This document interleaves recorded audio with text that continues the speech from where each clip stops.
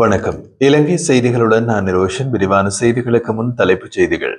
தற்போதைய அரசாங்கத்தின் கீழ் நாட்டில் முதலீட்டாளர்களுக்கும் வெளிநாட்டு முதலீடுகளுக்கும் முழுமையான பாதுகாப்பு வழங்கப்பட்டுள்ளதாக ஜனாதிபதி தெரிவிப்பு. மாகாண சபை தேர்தல்களுக்காக ஐக்கிய மக்கள் சக்தியின் பல நாடாளுமன்ற உறுப்பினர்கள் தமது பதவிகளை தியாகம் செய்ய தயாராவதாக சஜித் பிரேமதாச சுட்டிக்காட்டு. காசா பகுதியில் போர் நிறுத்த ஆரம்பகட்ட உடன்படிக்கை எட்டப்பட்டதை வரவேற்றுள்ள இலங்கை. முன்னாள் ஜனாதிபதி மஹிந்த ராஜபக்சவை தூக்கிலிடும் நோக்கம் தனக்கு ஒருபோதும் இருக்கவில்லை என்று ஃபீல்ட் சரத் பொன்சேகா தெளிவுபடுத்தல். தொடர்வது விரிவான செய்திகள். தற்போதைய அரசாங்கத்தின் கீழ் நாட்டின் முதலீட்டாளர்களுக்கும் வெளிநாட்டு முதலீடுகளுக்கும் முழுமையான பாதுகாப்பு வழங்கப்பட்டுள்ளதாக ஜனாதிபதி அனுருகுமார திசாநாயக்க தெரிவித்துள்ளார். நாட்டின் முதலீட்டு வாய்ப்புகள், வர்த்தக சூழல் மற்றும் சட்ட நிலைமைகள் குறித்து ஆய்வு செய்யும் நோக்கில் இலங்கைக்கு விஜயம் செய்துள்ள அமெரிக்க வர்த்தக பிரதிநிதிகள் குழுவுடன் ஜனாதிபதி அலுவலகத்தில் நடைபெற்ற கலந்துரையாடலின் போது அவர் இதனை கூறினார். முந்தைய காலங்களில் நிலவிய முறைகேடுகள் மற்றும் சட்ட குறைபாடுகள் நீக்கப்பட்டு முதலீட்டுக்கு பாதுகாப்பான, நம்பகமான மற்றும் வெளிப்படையான சூழலை உருவாக்க அரசாங்கம் புதிய சட்டங்களை ஜனநாயக கட்டமைப்புக்குள் கொண்டு வந்துள்ளதாக ஜனாதிபதி குறிப்பிட்டுள்ளார். மேலும் இனவாதம் மற்றும் மதவாதத்தை ஒதுக்கி தேசிய ஒற்றுமையை வலுப்படுத்துதல், திறமையான அரசு சேவையினை உருவாக்குதல், ராஜதந்திர உறவுகளை வெளிப்படையான முறையில் பேணுதல் மற்றும் டிஜிட்டல் மயமாக்கல் மூலம் தொழில்நுட்ப முன்னேற்றத்தை அடைவது ஆகிய நோக்கங்களுக்காக அரசாங்கம் செயற்பட்டு வருவதாகவும் அவர் தெரிவித்தார். எதிர்வரும் மாகாண சபை தேர்தல்களில் கட்சியின் வெற்றியினை உறுதி செய்வதற்காக ஐக்கிய மக்கள் சக்தியின் பல நாடாளுமன்ற உறுப்பினர்கள் தமது பதவிகளை தியாகம் செய்ய தயாராக உள்ளனர் என்று எதிர்க்கட்சி தலைவர் சஜித் பிரேமதாச தெரிவித்துள்ளார். கட்சியின் தலைமை அலுவலகத்தில் நடைபெற்ற நிகழ்வொன்றில் உரையாற்றிய அவர் இது கட்சியின் தேர்தல் தயாரிப்புகளின் தீவிரத்தை காட்டுவதாகவும் கூறினார். அதேவேளை மின்கட்டணங்கள் மீண்டும் உயர்த்தப்பட்டால் ஐக்கிய மக்கள் சக்தி மக்களுடன் இணைந்து வீதியில் இறங்கி போராட்டத்தில் ஈடுபடும் என்று அரசாங்கத்திற்கு கடும் எச்சரிக்கை விடுத்தார். மின்கட்டண உயர்வு மக்களுக்கு புத்தாண்டு பரிசு என்று அரசாங்கம் வழங்க தயாராகி வருவதாக குற்றம் சாட்டியவர் இது ஏற்கனவே வாழ்க்கை செலவால் பாதிக்கப்பட்டுள்ள மகளிர் மற்றும் குடும்பங்களின் சுமையினை மேலும் அதிகரிக்கும் என்று தெரிவித்தார். இந்த கொடூரமான கொள்கைகளை எதிர்த்து மக்கள் ஒன்றிணைய வேண்டும் என்றும் அவர் வலியுறுத்தியுள்ளார். ஐக்கிய மக்கள் சக்தி 2020 பிப்ரவரி மாதம் பதிவு செய்யப்பட்டதிலிருந்து 3 தேசிய தேர்தல்களில் பங்கேற்றுள்ளது. தற்போது 714 பெண்கள் உட்பட மொத்தம் 1773 உள்ளூராட்சி மன்ற உறுப்பினர்களை கொண்டுள்ளதால் நாட்டின் உள்ளூராட்சி மன்றங்களில் 2வது பெரிய பிரதிநிதித்துவம் பெற்ற கட்சியாக விளங்குகிறது என்றும் சஜித் பிரேமதாச குறிப்பிட்டுள்ளார். முன்னாள் ஜனாதிபதியும் ஐக்கிய தேசிய கட்சியின் தலைவருமான ரணில் விக்ரமசிங்கவுடன் எதிர்க்கட்சிகளை சேர்ந்த பல கட்சித் தலைவர்கள் இடையிலான விசேட பேச்சுவார்த்தை கொழும்பு பிளவர் வீதியில் அமைந்துள்ள முன்னாள் ஜனாதிபதியின் அலுவலகத்தில் நடைபெற்றது. இந்த கலந்துரையாடலில் பொதுஜன ஐக்கிய முன்னணி தலைவர் அனுர பிரியதர்ஷன ஜாபா, பிவித்ருஹெல உரிமையவின் தலைவர் உதய கமன்பில, ஸ்ரீலங்கா பொதுஜன பெரமுனவின் சஞ்சீவ எதிரிமான் உள்ளிட்ட பலர் கலந்து கொண்டனர்.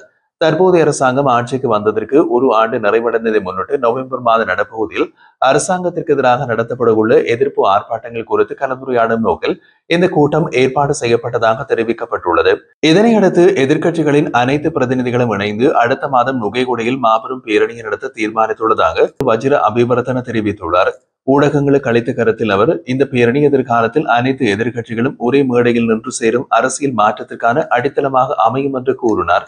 மேலும் ஐக்கிய தேசிய கட்சியின் உறுப்பினராக இருந்து கொண்டு பிற அரசியல் கட்சிகளுக்கு ஆதரவு வழங்குவோர் கட்சியின் கொள்கைகளுக்கு விரோதமானவர்கள் என்பதால் அவர்கள் எதிர்காலத்தில் நிராகரிக்கப்படுவார்கள் என்றும் வஜிர அபிவர்த்தன வலியுறுத்தினார்.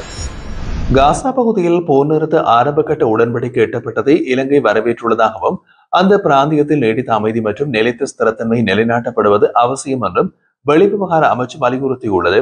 அறிக்கை ஒன்றில் கடந்த காலங்களில் மோதல்களால் ஏற்பட்ட ஆழமான துயரங்களையும் அழிவுகளையும் அனுபவித்த நாடாக அமைதியின் உண்மையான மதிப்பையும் அதன் முக்கியத்துவத்தையும் இலங்கை ஆழமாக புரிந்து கொள்கிறது என்று குறிப்பிடப்பட்டுள்ளது.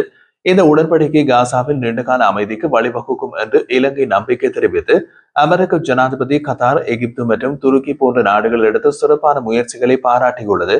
மேலும் பாலஸ்தீன மக்களுக்கு அரசுக்கான உரிமையினை மீண்டும் உறுதிப்படுத்தி நீடித்த அமைதி அடைவதற்காக இரு தரப்பினரும் ஆக்கப்பூர்வமான பேச்சுவார்த்தைகளில் ஈடுபடுமாறும் வலியுறுத்தியுள்ளது. அத்துடன் 1967ஆம் ஆண்டின் எல்லைகளை அடிப்படையாக கொண்டு இருநாடு தீர்வு நடைமுறைப்படுத்தப்படுவது தொடர்பாக ஐக்கிய நாடுகள் சபையின் தீர்மானங்களின் முக்கியத்துவத்தையும் இலங்கை மீண்டும் வலியுறுத்தியுள்ளது. தமிழர் பிரதேசங்கள் தற்போது சிங்கள பெயர்களாக மாற்றப்பட்டுள்ளதாக நாடாளுமன்ற உறுப்பினர் துரைராசா ரவிகரன் தெரிவித்தார். தனியார் ஊடகம் ஒன்றுக்கு வழங்கிய பிரத்யேக செவியொன்றில் அவர் இந்த விடயத்தை கூறியுள்ளார். தொடர்ந்தும் தெரிவித்த அவர் உரிய நடவடிக்கைகள் எடுக்கப்படாத பட்சத்தில் முல்லைத்தீவு மாவட்டமும் பறிபோகும் வாய்ப்புள்ளதாக அவர் குறிப்பிடுகிறார். கடந்த 4 வருடங்களுக்குள் முல்லைத்தீவில் சனத்தொகை குறைந்து சென்றுள்ளதையும் தொழில் ஒன்றை நேர்த்தியாக செய்ய முடியாத நிலையிலேயே மக்கள் இடம்பெயர்ந்து வெளிநாடுகளுக்கு செல்வதாகவும் ரவிகரன் கூறினார். மேலும் அகிம்சை வழியில் போராடி முடியாத நிலையிலேயே புலிகள் தோன்றியதாகவும் ரவிகரன் சுட்டிக்காட்டினார். புலிகள் என்பதை இலங்கை அரசு ஏற்றுக்கொண்டது. அதன்படி அவர்களுடன் பேச்சுவார்த்தை நடத்தியது. விடுதலை புலிகளில் பயங்கரவாதிகள் என்று இலங்கை அரசு கூறினால் அவர்களுடன் பேச்சுவார்த்தை நடத்தியது தவறு என்று கூறினார். இதேவழி முல்லைத்தீவிலிருந்து கொழும்புக்கு பயணிப்பதற்கு இதுவரை ஒரு சொகுசு பேருந்து இல்லை என்று கூறிய அவர், அரசாங்கங்கள் உரிய முறையில் முல்லைத்தீவு மாவட்டத்தை கண்டுகொள்ளவில்லை என்றும் குறிப்பிட்டுள்ளார்.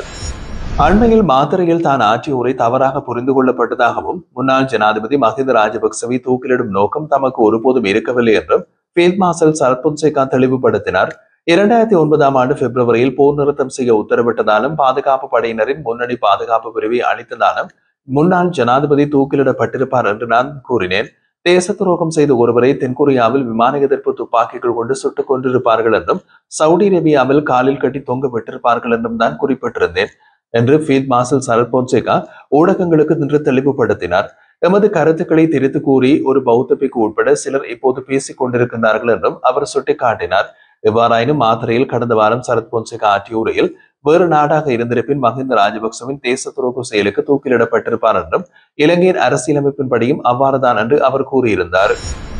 மெத்தனிய பிரதேசத்தில் அருண விதானகமே மற்றும் அவரது 2 பிள்ளைகளை கொலை செய்த வழக்கில் பிரதான சந்தேக நபரான திட்டமிட்ட குற்றக்குழு உறுப்பினர் பெக்கோ சமனின் நெருங்கிய சகாவான சம்பத் மனப்பேரிக்கு நேரடி தொடர்பு இருப்பது போலீஸ் விசாரணைகளில் தெரிய வந்துள்ளது.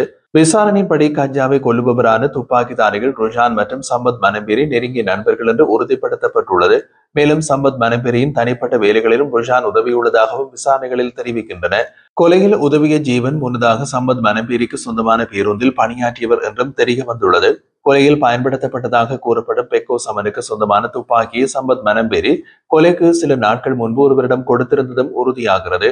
மேலும் மெத்தனிய பகுதியில் கண்டுபிடிக்கப்பட்ட ஐஸ் போதைப்பொருள் உற்பத்திக்கான ரசாயன பொருட்கள் மறைப்பதில் சம்பத் மனப்பேரி முக்கிய பங்கு வகித்துள்ளார்.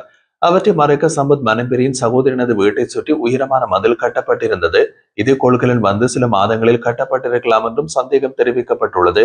மேல் மாகாண வடக்கு குற்றத்தடுப்பு பிரிவினரால் தடுத்து வைக்கப்பட்ட பெக்கோ சமன் மற்றும் சம்பத் மனப்பேரி ஆகியோரிடம் நடத்தப்பட்ட விசாரணைகளில் போதைப்பொருள் கடத்தல் மற்றும் பிற குற்றங்கள் தொடர்பான பல முக்கிய தகவல்கள் வெளியாகி உள்ளதாக போலீசார் தெரிவிக்கின்றனர். களுத்துறை தெற்கு பலாத்தோட்ட பகுதியில் அமைந்துள்ள மோட்டார் சைக்கிள் சேவை நிலையம் ஒன்றின் மீது துப்பாக்கிச் சூடு நடத்தப்பட்டுள்ளது. மோட்டார் சைக்கிள் ஒன்றில் பிரவேசித்த இருவர் இந்த துப்பாக்கிச் சூட்டை நடத்திய பின்னர் அங்கிருந்து தப்பிச் சென்றுள்ளார்கள். இந்த தாக்குதலில் எவருக்கும் காயம் ஏற்படவில்லை என்றும் போலீசார் தெரிவிக்கின்றனர். இந்த சம்பவத்திற்காக 9 மில்லிமீட்டர் ரக கைத்துப்பாக்கி பயன்படுத்தப்பட்டிருக்கலாம் என்று சந்தேகம் வெளியிட்டுள்ளார்கள் போலீசார். சம்பவம் நடந்த இடத்தில் இருந்து 2 தோட்டாக்கள் மற்றும் 2 சுடப்படாத தோட்டாக்கள் கண்டெடுக்கப்பட்டதாக தெரிவிக்கப்படுகின்றது. துப்பாக்கி சூடு நடத்தப்பட்ட உந்துருடி சேவை நிலையத்தின் உரிமையாளருக்கு இதற்கு முன்னரும் கொலை மிரட்டல்கள் விடுவிக்கப்பட்டிருந்ததாக தகவல்கள் வெளியாகியுள்ளது. இந்த சம்பவம் குறித்து களுத்துறை பிராந்திய குற்ற விசாரணை பிரிவினரும் களுத்துறை தெற்கு காவல்துறையினரும் இணைந்து மேலதிக விசாரணைகளை மேற்கொண்டு வருகின்றார்கள்.